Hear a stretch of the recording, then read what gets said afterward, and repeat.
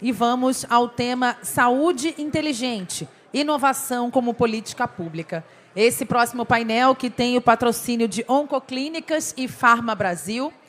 E a Adriana vai mediar um painel com a presença do presidente do grupo Farma Brasil, Reginaldo Arcuri. Por favor, se direcione ao palco para compor a mesa ao lado de Adriana. Também de Bruno Ferrari, fundador e CEO da Oncoclínicas. Se juntam ainda o secretário executivo do Ministério da Saúde e ministro interino Adriano Massuda. Também o deputado doutor Luizinho, que está a caminho, já se junta a nós aqui. E o vice-presidente da EMS, Marcos Sanches. Sejam todos muito bem-vindos. Peço que se posicionem abaixo de suas fotos, né, na ordem, para que facilite a identificação para quem acompanha a gente também de forma virtual. Adriana, é com você. Obrigada, Cíntia. Todo mundo aqui direitinho, cada um, cara crachá aqui, viu, gente? Todo mundo debaixo da sua identificação. Vamos dar só um tempinho para todo mundo ali retomar os lugares e a gente já começa. Por favor, vamos sentar. Tem que dar um painel aí de economia.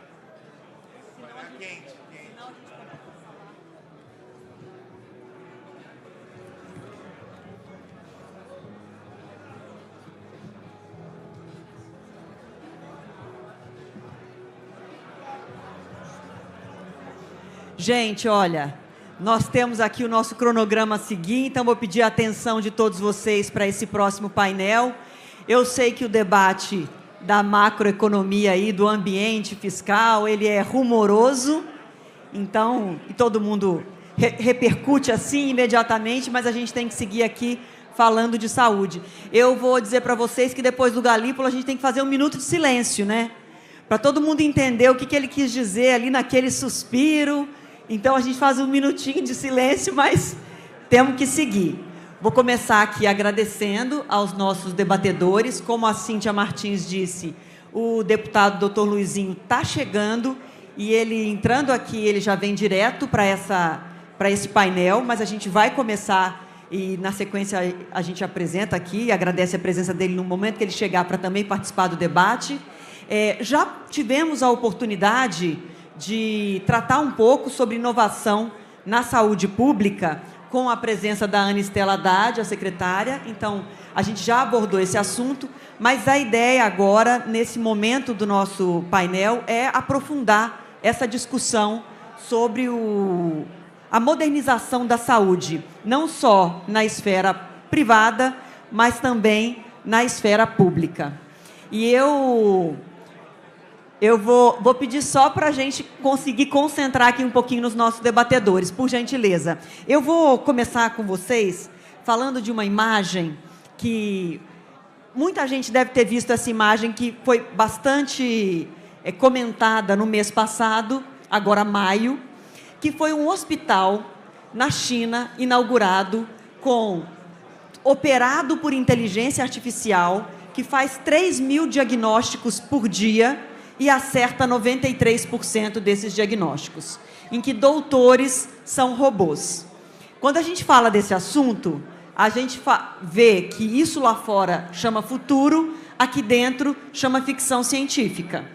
Então, a minha primeira colocação para vocês, e pensando no gigante que é o SUS, que todo mundo reconhece mundialmente, a qualidade desse serviço, que é universal, que tem capilaridade num país continental, mas que precisa chegar no futuro. O futuro do SUS, começando pelo secretário e meu xará aqui, Adriano Massuda, o futuro do SUS terá inteligência artificial dentro dos consultórios? Nós teremos médicos robôs? Essa é uma visão com a qual o Ministério da Saúde atual concorda? Bom dia a todos, bom dia, Adriana. Agradecer o convite, tá, nesse espaço tão importante que reúne setores tão diversos do nosso país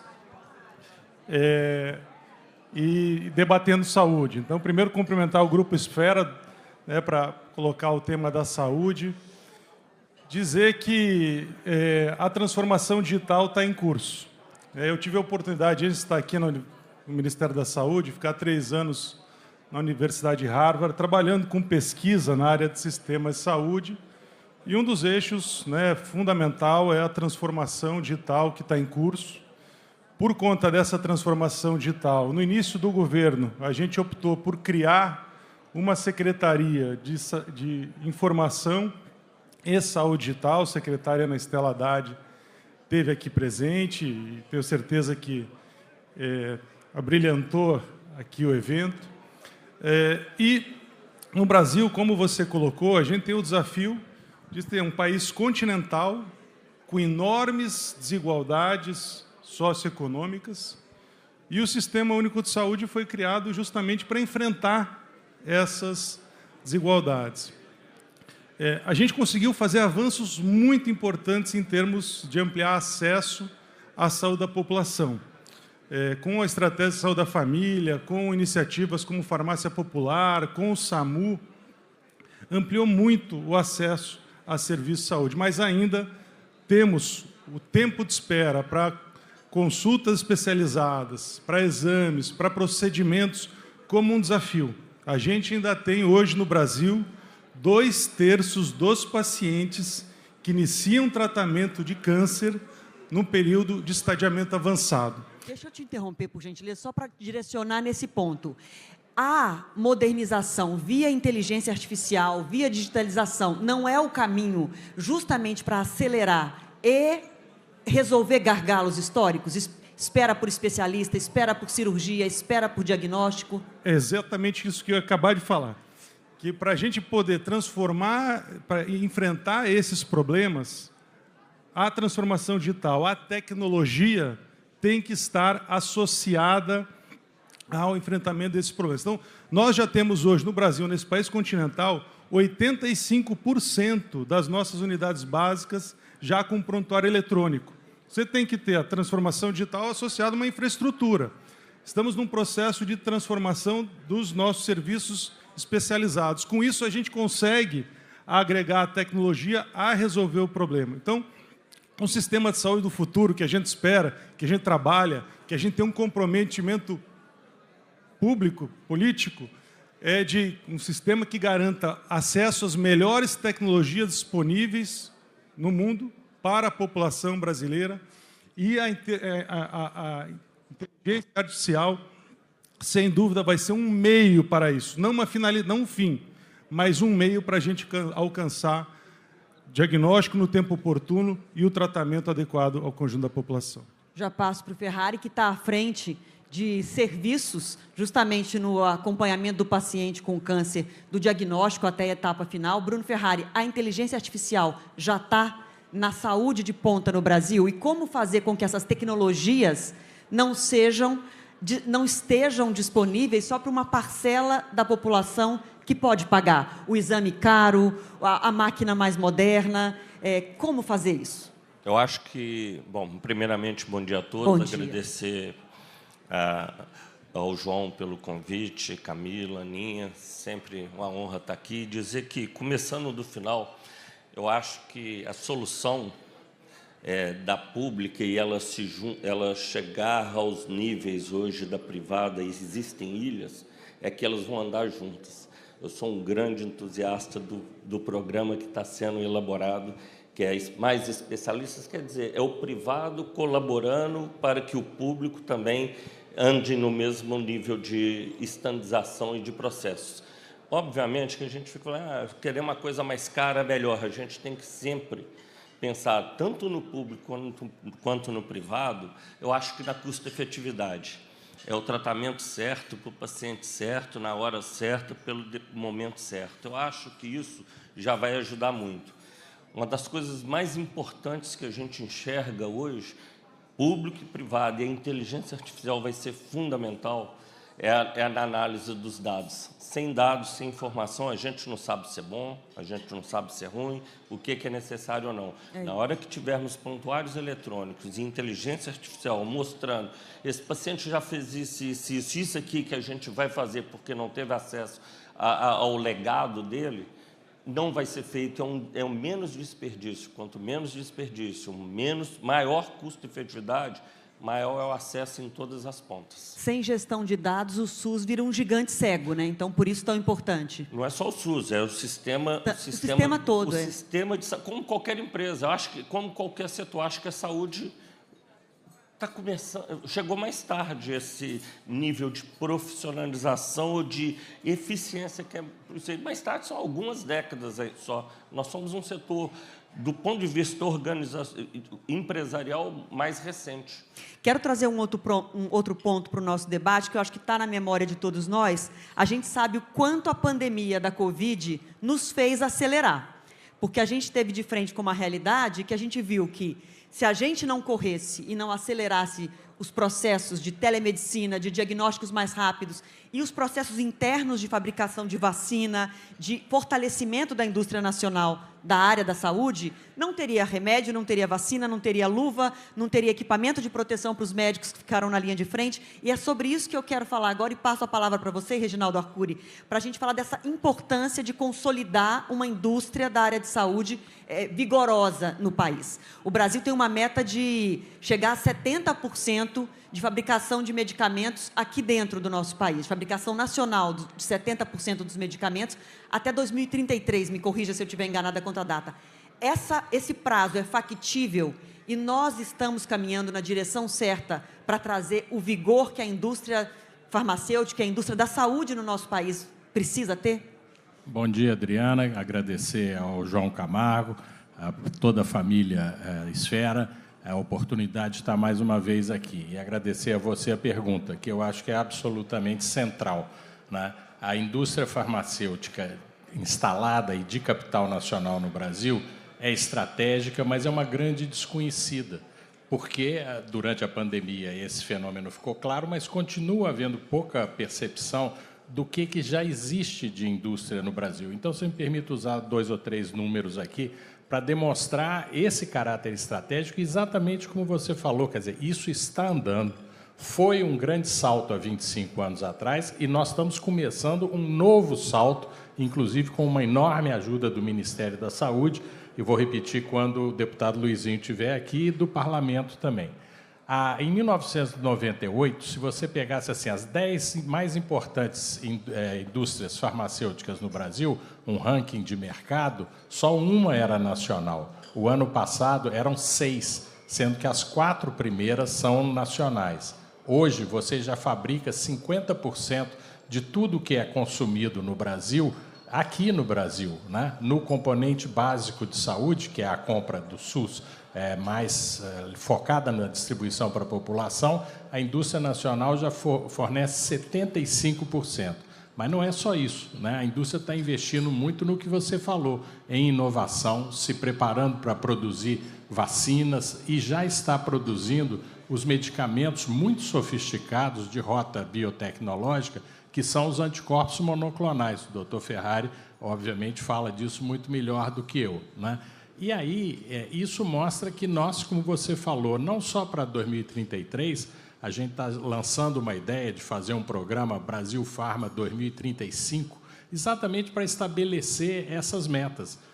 Produzir 70%, perfeito. Podemos estar entre os 10 primeiros países de pesquisa clínica no mundo, podemos produzir as primeiras moléculas radicais no país, e isso tem sido possível, não só, repito, né, porque você tem um apoio do Ministério da Saúde, do Parlamento, mas porque nós temos 2 grandes números, para terminar aqui, de problemas que a gente precisa enfrentar. Temos um déficit anual de 18 bilhões de dólares de fármacos e medicamentos e estamos com um atraso dentro da Anvisa equivalente a 17 bilhões de reais em medicamentos aguardando aprovação, coisa que o ministro Padilha acabou de começar a encaminhar na semana passada. Então, é uma grande indústria, tem uma capacidade de enfrentar os problemas a serem resolvidos, mas podemos sim planejar o futuro, exatamente como você sugeriu. Marco Sanches, já te passo a palavra para comentar esses pontos que estão travando na visão ali do Arcuri. Na sua opinião, onde é que está o problema? É excesso de burocracia? A regulação é muito rigorosa, além do que deveria ser? O que acontece que tem essas travas aí apontadas pelo Arcuri? Bom dia a todos. Bom dia. Obrigado mais uma vez aí também, Esfera, tudo pelo convite. Camila, João, pai, filho, Aninha e todos. Da parte, olhando do ponto de vista produtivo, né, e também representando a Farma Brasil, que representa mais de 40% do mercado farmacêutico brasileiro, ou seja, a indústria farmacêutica nacional, ela é uma realidade, ela é pujante, talvez a gente não tenha sido claro ainda em comunicar isso. Ao mesmo tempo, nós precisamos de um alinhamento e um olhar completamente diferenciado do ponto de vista do regulador. A regulação, quando ela foi criada corretamente, as indústrias nacionais elas estavam vislumbrando bastante a cópia. Porém, o mundo evoluiu, o Brasil evoluiu, as empresas evoluíram, e quando você olha do ponto de vista de futuro, nós temos um grande problema. A missão, por exemplo, da agência reguladora não tem inovação de uma maneira intrínseca. A partir do momento que você não tem inovação na clareza, você, a partir daquele momento, trouxe uma barreira de tecnologia e desenvolvimento para uma das indústrias mais pujantes do país.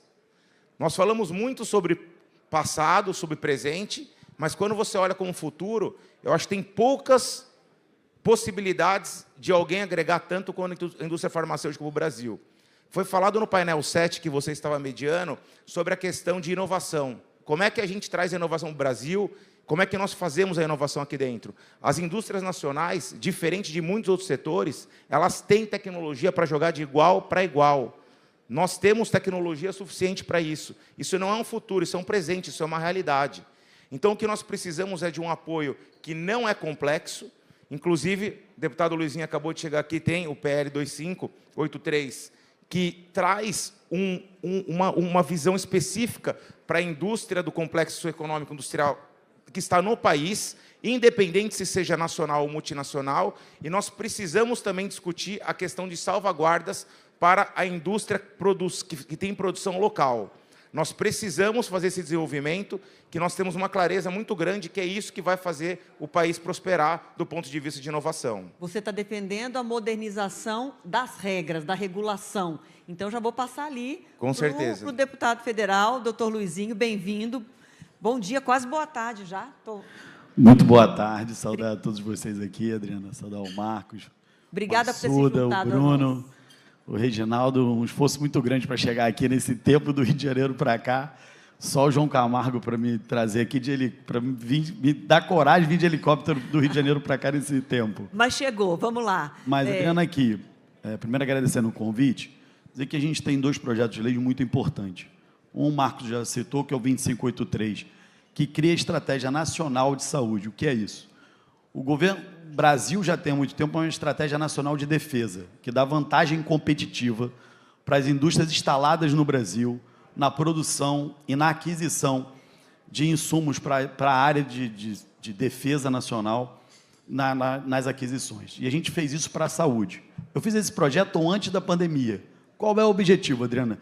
A gente entrou numa pandemia de Covid que a gente comprou máscara, respirador, insumo, medicamento, material do mundo inteiro. O nosso projeto faz com que as indústrias nacionais passem a ter vantagem competitiva, linha de financiamento garantido por esse projeto de lei, recurso direto, vantagem nas licitações. Então, você não pode comparar uma indústria nacional vendendo um medicamento produzido no Brasil com uma indústria internacional que produziu no nosso país com medicamento que está sendo trazido da China ou da Índia.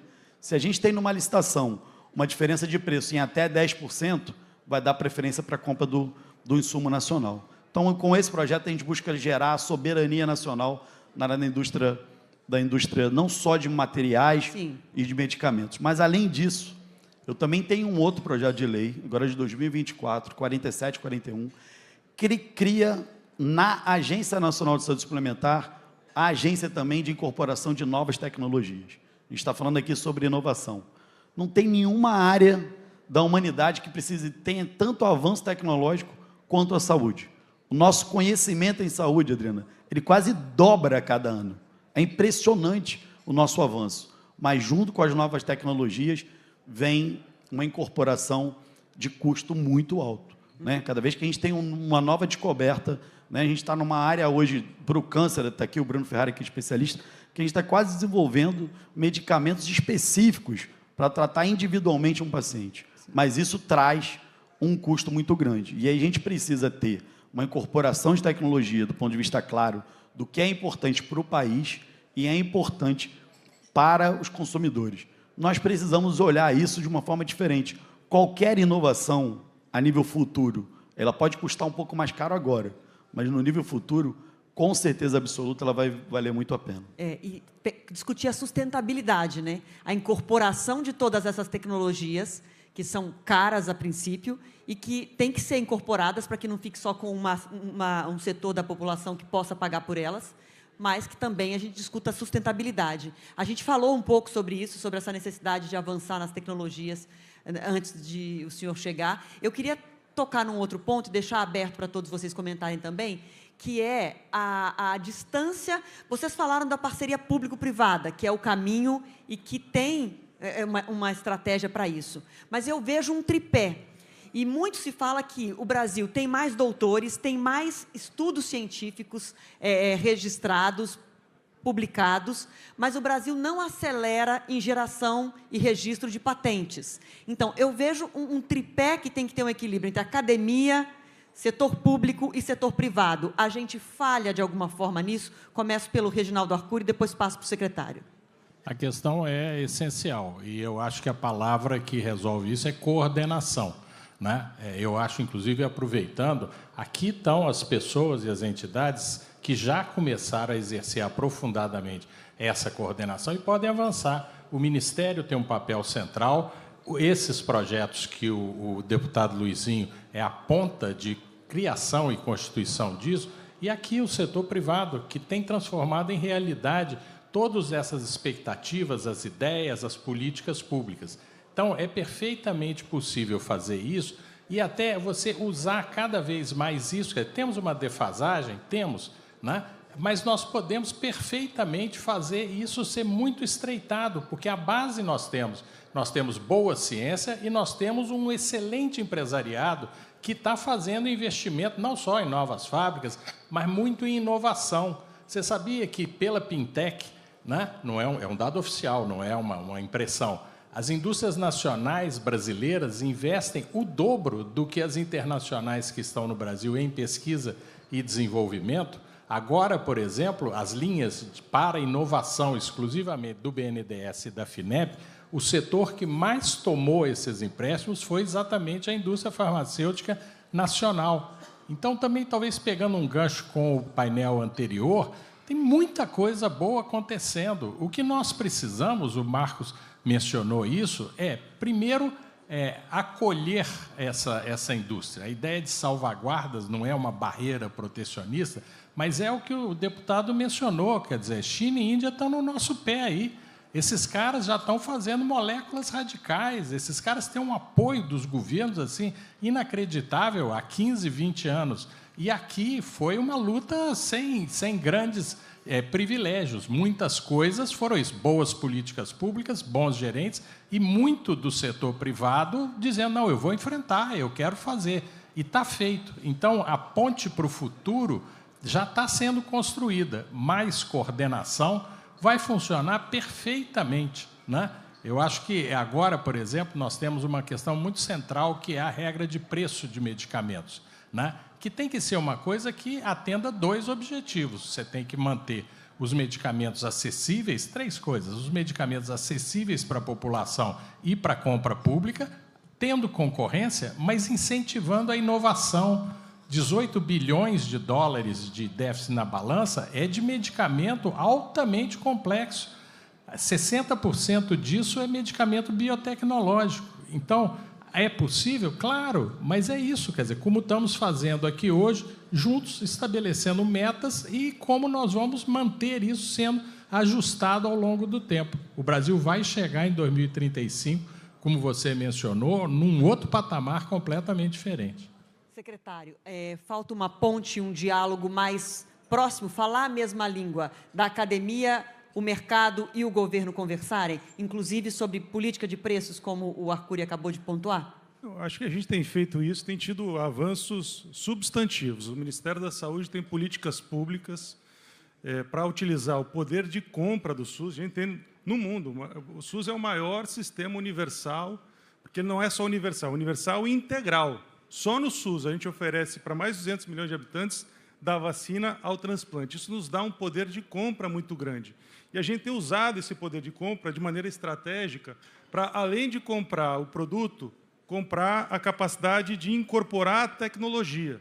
Então, a gente desenvolveu aqui no Brasil as parcerias para o desenvolvimento produtivo, depois das parcerias para o desenvolvimento produtivo, parcerias para desenvolvimento de inovação local, os pedidos que foram anunciadas na semana passada pelo ministro Padilha. Então, a gente tem instrumentos hoje, né, o que nos permite pensar que, em pouco espaço de tempo, a gente vai conseguir ter avanços substantivos. Agora, com relação à questão, cumprimentar o querido deputado Luizinho, né, a questão da sustentabilidade do sistema de saúde, esse é um desafio que está colocado para todo mundo. Estou vendo o Ricardo da Novartis, a equipe da Novartis.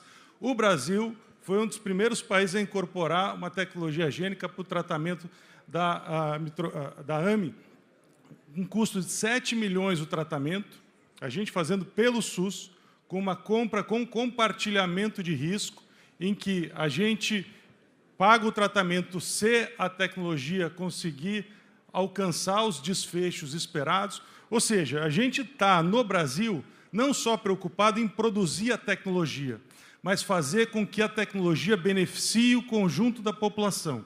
Esse é o desafio que a gente tem e é o que a gente espera para o futuro.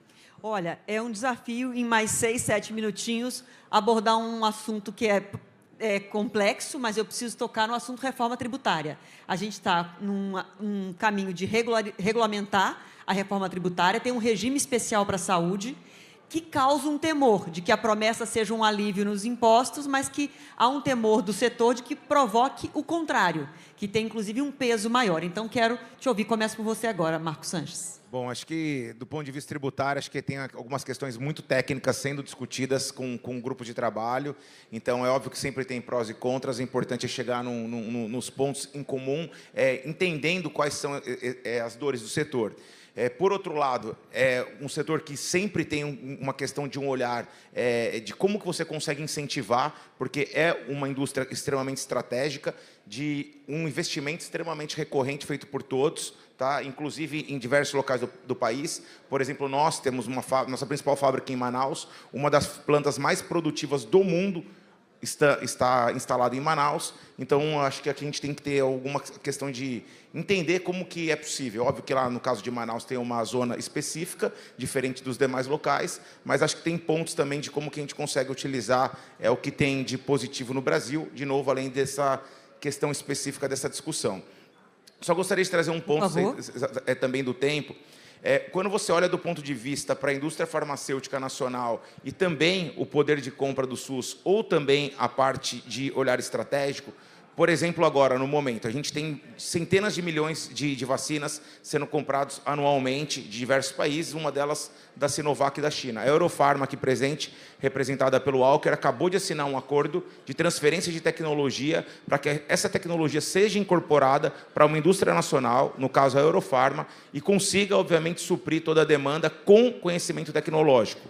Então, acho que esse é um ponto muito relevante também da gente entender como que a gente consegue internalizar o que é estratégico para o país do ponto de vista de tecnologia. Isso já é feito, tem políticas públicas para isso, mas a gente também acredita que isso é algo que dá para acelerar. Ferrari, está confiante de que a regulamentação da reforma tributária está na direção certa ou tem entraves ainda obscuros? Eu acho que...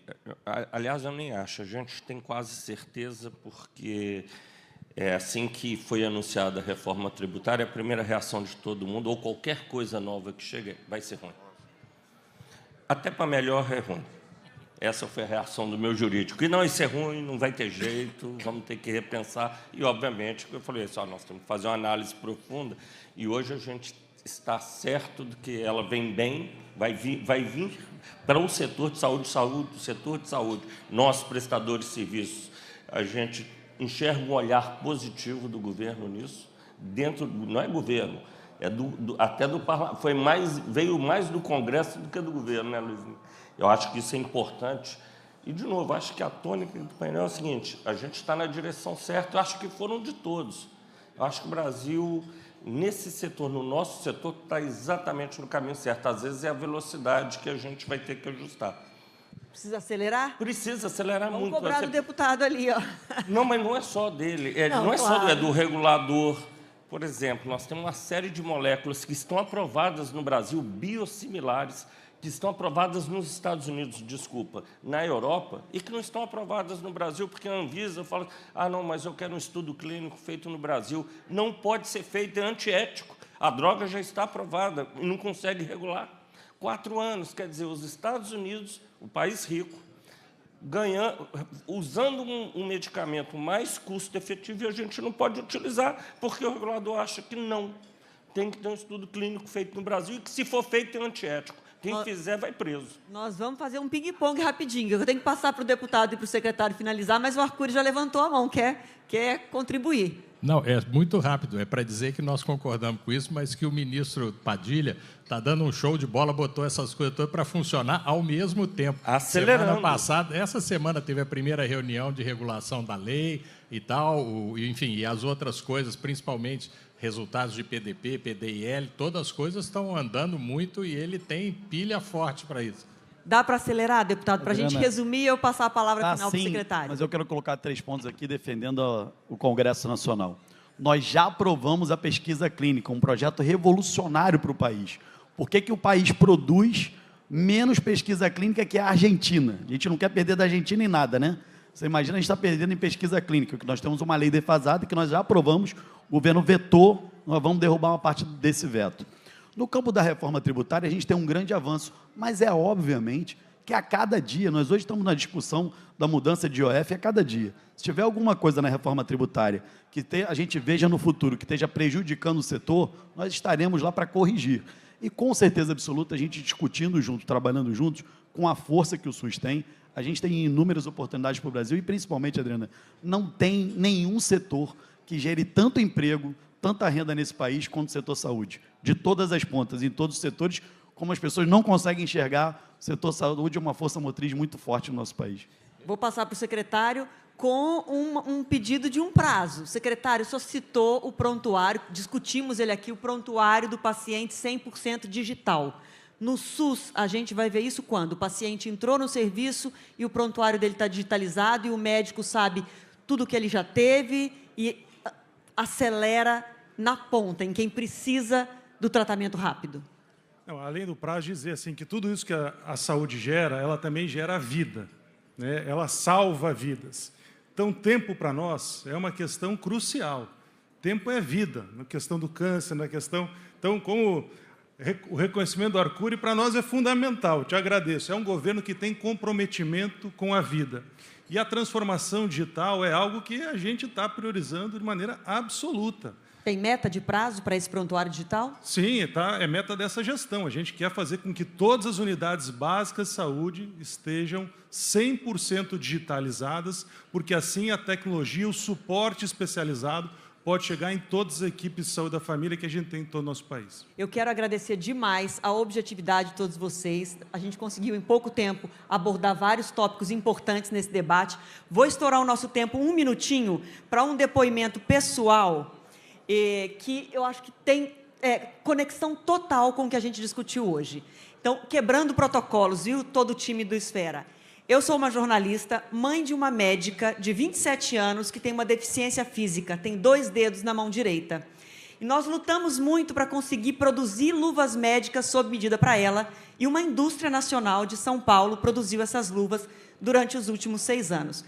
Essa semana eu recebi a notícia de que a indústria fechou, sucumbiu à concorrência das luvas que chegam da Ásia. Então, o processo de inclusão, que não é da minha filha, porque outros 8 médicos já tinham luvas sob medida, ele volta a estaca zero.